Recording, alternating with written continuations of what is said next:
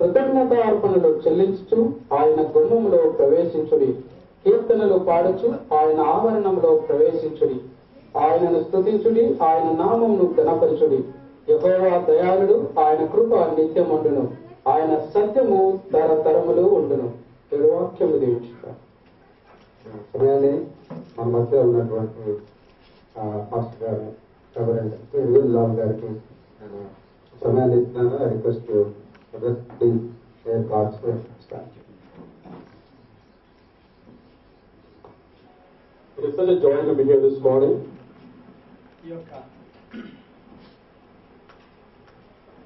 ఉదయకాలంలో ఇక్కడ ఉండుట అన్నది నాకు చాలా సంతోషకరంగా ఉంటుంది. I am deeply grateful to God for the wonderful privilege He has given me to be here to celebrate this occasion with you. మరి దేవునికి నేను నా నిండు వందనాలు చెల్లిస్తున్నాను. ఈ యొక్క ప్రత్యేకమైన దినాన మీ మధ్య ఉండడానికి దేవుడు నాకు కలిగించిన అవకాశాన్ని బట్టి. I'd like to greet the whole church in the name of Jesus. I'd like to greet the whole church in the name of Jesus. మరి యేసు ప్రభు నామమున చేరవచ్చిన సంఘం అంతటికి మరి నా వందనాలు తెలియజేస్తున్నాను. I'm also grateful to the pastor, Reverend Dr. Jayaprakash Shastri. Thank you very much for inviting me this morning. మరి అలాగే పాస్టర్ గారికి నా వందనాలు తెలియజేస్తున్నాను. Also grateful thanks to my friend John Moses for saying such wonderful things about me, which I don't deserve actually.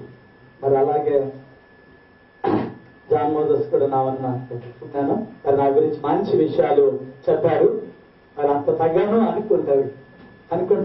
That's accurate translation. I like that. Now, this morning, you want to give glory to God.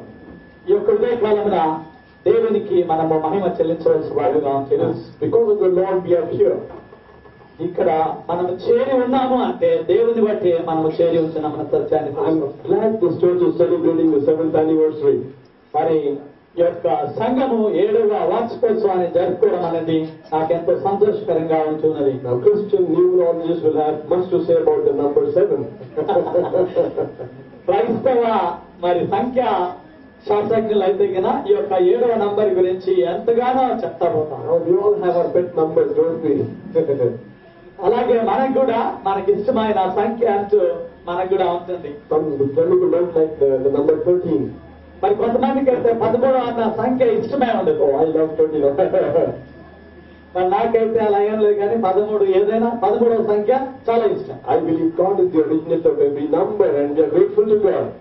మరి దేవుడు ప్రతి దానికి మూలము, ప్రతి సంఖ్యను దేవుడు చేశాడు కనుక మనము దేవునికి వందనాలు చెల్లించుకోవాలి. So don't worry about 7 or 8 or 9, not to worry please.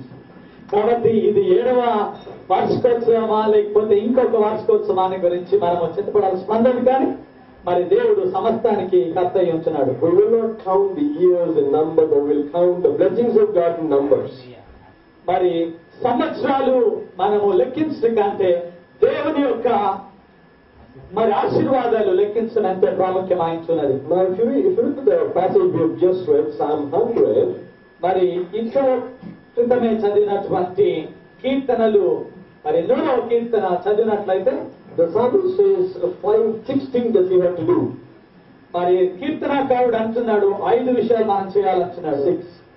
6 విషయాలు. You turn with me please to Psalm 100.